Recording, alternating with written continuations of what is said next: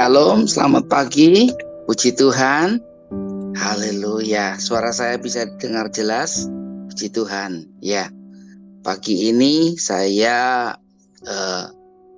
mengucap syukur diberi kesempatan untuk menyampaikan kebenaran firman Tuhan. Mohon izin kepada para senior-senior saya.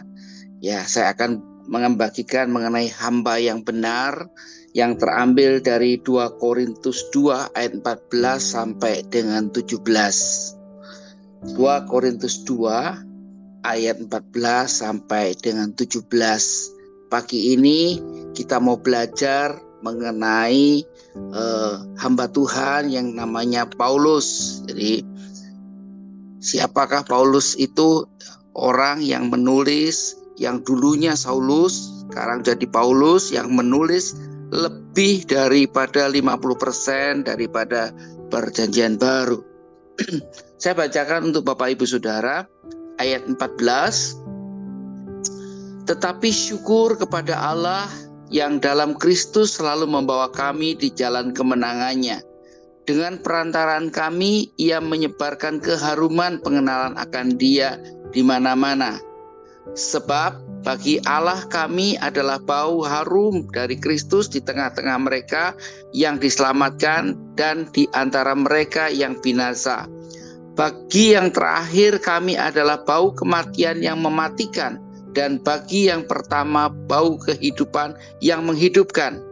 Tetapi siapakah yang sanggup menunaikan tugas yang demikian? Sebab kami tidak sama dengan banyak orang yang mencari keuntungan dari firman Allah. Sebaiknya dalam Kristus kami berbicara sebagaimana mestinya, dengan maksud-maksud murni atas perintah Allah dan di hadapannya. Amin. Puji Tuhan. Bapak Ibu Saudara yang terkasih dalam nama Tuhan Yesus, hari-hari ini setelah kita menjalani COVID mungkin 2 tahun atau 3 tahun, kita hari ini banyak diberi makanan rohani, baik lewat khotbah-khotbah singkat, ataupun dari Reels, atau dari Facebook, atau dari apapun, dari beberapa hamba Tuhan. Baik itu semua, cuman ada beberapa yang menjadi perlu catatan. Dulu ketika saya masih mahasiswa, ada ungkapan dimulai dengan roh, diakhiri dengan daging. Dimulai dengan roh, diakhiri dengan roh. Artinya begini, kalau dulu dengan memulai dengan roh Allah yang menyala-nyala, pada akhirnya ketika orang itu meninggal, sampai masa meninggalnya, sampai menutup mata dipanggil Tuhan, tetap dalam koridornya Tuhan, roh Allah. Tetapi yang sekarang ini kita lihat, kita dengar bahwa banyak sekarang hamba Tuhan yang dimulai dengan roh dan diakhiri dengan daging.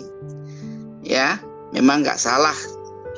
Memang dunia ini sudah menuju kebinasaan, akhir zaman, kita nggak kaget. Tetapi kita tidak mau menghakimi, tapi mari kita, setiap kita sebagai hamba Tuhan untuk waspada. Kadang-kadang mungkin merasa tidak enak, ada jemaat yang mencalonkan diri menjadi anggota dan kemudian turut mendoakan, memberikan restu, tapi itu akhirnya menjadi siak yang jelek di tengah masyarakat. Artinya belum tentu dia ada dalam barisan ketidakbenaran ketika menjadi wakil rakyat dan sebagainya. Tetapi yang saya mau soroti adalah bagaimana kita sebagai hamba Tuhan untuk hidup benar di dalam Tuhan. Tentunya kita harus mempunyai konektivitas dengan Tuhan. Artinya kita mempunyai hubungan yang baik dengan Tuhan. Membaca firman Allah, berdoa, dan menjaga pergaulan kita di tengah-tengah kehidupan kita. Saya tahu hari-hari ini banyak orang seperti seorang petinju yang memukul, yang nggak tahu mana yang mau dipukul, sudah dipukul terus tapi lawannya nggak pernah jatuh. Apa itu lawannya? Lawannya adalah kemiskinan, lawannya adalah sakit penyakit, lawannya adalah orang-orang yang sangat menjengkelkan, Lawannya adalah orang-orang yang hari demi hari bukannya memberi support, tapi orang-orang yang menjatuhkan. Hari ini kita akan belajar 3 hal mengenai Paulus yang terambil dari 2 Korintus 2 ayat 14 sampai dengan yang ke-17. Apa itu yang mau kita pelajari pagi ini? Saya tidak sedang mengajar mahasiswa kuliah, tapi saya ingin berbagi sharing kepada Bapak Ibu Saudara bahwa hari-hari ini mari kita tetap menjaga visi Tuhan atas hidup kita. Menjaga apa yang Tuhan taruh dalam hidup kita menjadi destiny kita. Kalau kita diberikan Tuhan sebagai pengusaha, mari kita di tengah-tengah perusahaan kita, di tengah-tengah kerja kita, kita harus memikirkan visi yang dari Tuhan. Kalau kita tidak pernah memikirkan visi atau destiny tujuan hidup kita, hari-hari ini kita akan digoncangkan oleh pengaruh-pengaruh yang ada di sekitar kita. Apa itu visi Tuhan? Visi yang Tuhan taruh dalam hati kita. Minggu kemarin ketika Pak Suwito berkhotbah, ada 1 poin yang saya catat, adalah fokus. Hamba Tuhan itu harus fokus. Fokus dengan panggilan yang ada dalam hidup kita. Nah, saya pagi ini membagikan visi daripada Tuhan. Kita harus bertanya kepada Tuhan, Tuhan, visi apa yang Tuhan taruh dalam hatiku? Atau taste apa yang Tuhan taruh dalam hatiku? Destiny apa yang Tuhan taruh dalam hidupku? Tujuan hidupku ini ke depannya apa? Kalau tujuan hidupku hanya kaya, diberkati, baik. Tetapi ada catatan lain adalah visi Tuhan dalam hidup kita. Kalau kita pun bermain musik, mengalunkan musik, menyembah Tuhan, memuji Tuhan, adakah kita menyenangkan hati Tuhan, menaikkan dupa yang harum? Karena Injil itu adalah dupa yang harum, sehingga membawa orang menyembah kepada Tuhan. Bisa untuk mempertobatkan orang lewat alunan musik kita, lewat pujian kita, lewat sikap hidup kita. Ini adalah sesuatu visi yang Tuhan taruh buat setiap kita. Lantas bagaimana kalau kita tahu visi daripada Tuhan? Lanjutkan dalam kehidupanmu sebagai misi dalam kehidupanmu. Orang sering mensalah artikan. Misi itu harus pergi jauh, menjangkau, betul. Tetapi ada misi yang Tuhan taruh dalam kehidupan kita. Apa itu? Menjadi terang, menjadi bercahaya, menjadi berbuah-buah dalam kehidupan hari-hari. Kalau kita ditanya, apa buah roh? Kita langsung bisa menjawab 7, 9. Salah satunya adalah kasih. Tetapi hari-hari ini orang tidak bertanya, coba sebutin buah roh, tidak. Hari-hari ini orang bertanya kepada setiap anak Tuhan, hamba Tuhan, adakah engkau sudah berbuah roh dalam hidupmu? Contoh yang paling gampang, kasih. Kasih itu bagaimana sih? Oh, kasih itu artinya kita harus mengampuni, kita harus menyayangi, kita harus memberi diri dan sebagainya, bagus. Tetapi yang lebih penting, ketika kita hidup dalam kehidupan kita sehari-hari, kita mempraktekkan kasih itu. Sehingga terang Tuhan bercahaya dalam kehidupan kita, orang melihat ada kasih dalam diri pribadimu. Itu yang khotbah yang paling keras, yang paling orang bisa terima dan orang bisa lihat, orang bisa merasakan. Itu juga misi dalam kehidupan. Memenangkan banyak jiwa, baik. Tetapi yang lebih penting adalah bagaimana kita mempraktekkan buah-buah roh. Dimulai dengan roh, diakhiri dengan roh. Itu yang menjadi doa saya dan doa setiap kita. Kita tidak mau dimulai dengan roh, diakhiri dengan daging. Tetapi kita mulai dengan roh, diakhiri dengan roh. Mulai pagi ini, saya rindu kepada setiap saudara untuk segera memikirkan visi Tuhan dalam hidupmu. Apa visi Tuhan dalam hidupmu? Apa visi Tuhan dalam pekerjaanmu? Apa visi Tuhan dalam pelayananmu? Jangan kita sibuk dengan pelayanan, tapi kita lupa dengan visinya Tuhan. Kita belajar dari hamba Tuhan yang namanya Paulus ini luar biasa. Membangun hubungan dan berjalan di atas kebenaran. Kalau tahu ketidakbenaran, dia tidak mau ikuti. Hari-hari ini kita jangan jadi hakim untuk menghakimi orang lain. Tapi hari ini lebih banyak kita berdoa kepada Tuhan. Minta visinya Tuhan diperjelas buat hidup kita. Lewat apa? Lewat pembacaan firman. Lewat apa? Lewat doa. Lewat apa? Lewat kepikiran kita hari-hari ini. Poin yang kedua yang saya mau katakan adalah menyangkal diri. Paulus ketika dalam pelayanannya sering dikhotbahkan oleh Bu Lena, Pak Rubin, Pak Suwito juga, bahwa Paulus dalam pelayanannya mereka keluar masuk penjara. Bukan keluar masuk restoran mewah, tapi keluar masuk penjara. Hari-hari ini kita banyak melihat hamba-hamba Tuhan, keluar masuk mall, keluar masuk restoran mewah, tiap minggu diposting makan makanan mewah. Nggak salah, baik, puji Tuhan. Tetapi kita mencoba bahwa Paulus ketika dia mengabarkan Injil, keluar masuk penjara, kapal karam, dihina, bahkan diludahi, bahkan ditinggal sahabatnya, dihina, dinyinyir, bahkan dibully sekalipun. Itu menyangkal diri, pikul salib.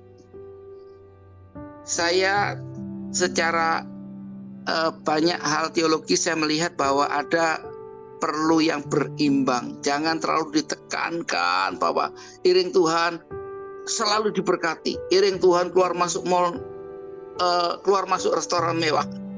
Tetapi iring Tuhan adalah menyangkal diri, pikul salib. Kadang-kadang kita dihina, kadang-kadang kita diremehkan, kadang-kadang kita dipandang sebelah mata.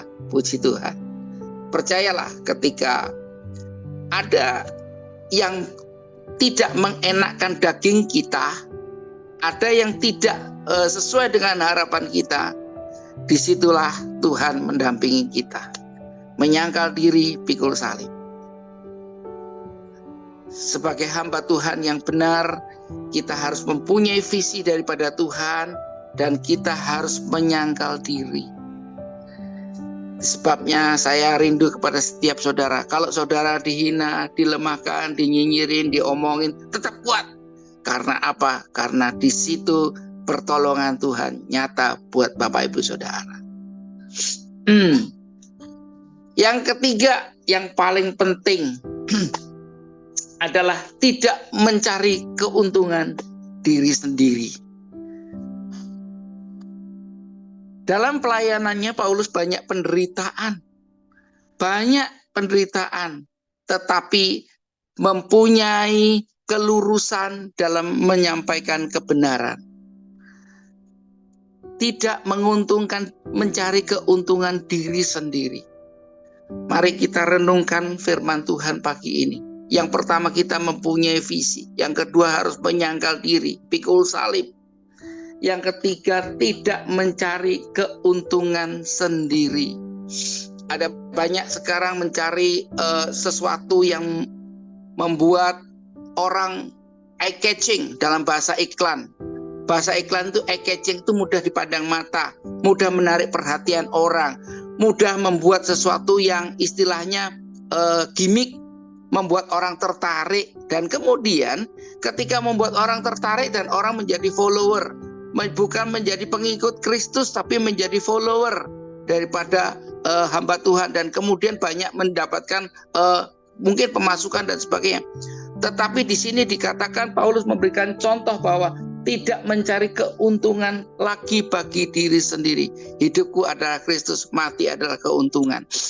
Artinya adalah, mari kita hari-hari ini kita berpikir mengembangkan kerajaan Allah, menjangkau banyak jiwa yang belum pernah terima kabar Injil, membantu hamba-hamba Tuhan yang memang betul-betul kekurangan makan, membantu hamba-hamba Tuhan yang betul-betul mengalami jepitan ekonomi. Jadi hari-hari ini bukan hanya menerima sebagai anak Tuhan, sebagai hamba Tuhan. Mari kita memberi hati yang generous, suka memberi, sehingga hati kita boleh berkenan di mata Tuhan. Tidak ada keuntungan yang kita mau cari, tidak ada destiny, tujuan untuk memegahkan diri sendiri, tetapi memegahkan nama Tuhan, menjangkau banyak jiwa. Lewat kehidupan kita, kita tahu visinya Tuhan, menjangkau banyak jiwa untuk hormat kemuliaan nama Tuhan. Bapak Ibu Saudara, itu sebabnya pagi ini saya hanya memberi 3 hal bagaimana kita menjadi hamba yang benar. Yang pertama adalah kita mempunyai visi daripada Tuhan. Yang kedua adalah menyangkal diri dan pikul salib. Yang ketiga adalah tidak mencari keuntungan diri sendiri. Ada beberapa saya kasih tahu rekan, ya mohon maaf, jangan pamer dong, kamu itu kan public figure. Oh iya Om, terima kasih. Ada yang mau, ada yang enggak mau. Oh iya, karena ketika orang menonjolkan sesuatu dalam media sosial itu kan hanya part by partnya. Kita punya waktu 1 hari 24 jam. Mungkin kita waktu makan di restoran mewah itu kan cuma paling 1 jam 2 jam. Orang menilai kita hidupnya tidak pernah kekurangan. Nah, ini saya barusan mendapatkan sesuatu yang sangat kontradiktif. Saya pikir orang ini baik-baik saja, dan saya pikir orang-orang ini adalah no problem, karena saya lihat di tayangannya di Facebooknya baik-baik aja. Ternyata ketika saya begitu kaget, oh ternyata mereka lagi mengalami sakit tumor di kepala. Dan saya begitu kaget juga ketika mendapat berita ini. Ya, itu sebabnya marilah kita sebagai anak-anak Tuhan, hamba Tuhan, tidak mencari keuntungan lewat pemberitaan firman. Biarlah nama Tuhan yang dipermuliakan. Kita ini hamba, kita ini dulos, kita ini jongos, kita ini adalah alat-alatnya Tuhan. Kita berdoa terus kepada Tuhan supaya visi Tuhan dinyatakan lewat kehidupan kita. Banyak jiwa diselamatkan untuk hormat kemuliaan bagi nama Tuhan. Puji Tuhan, saya kembalikan kepada host. Terima kasih. Shalom.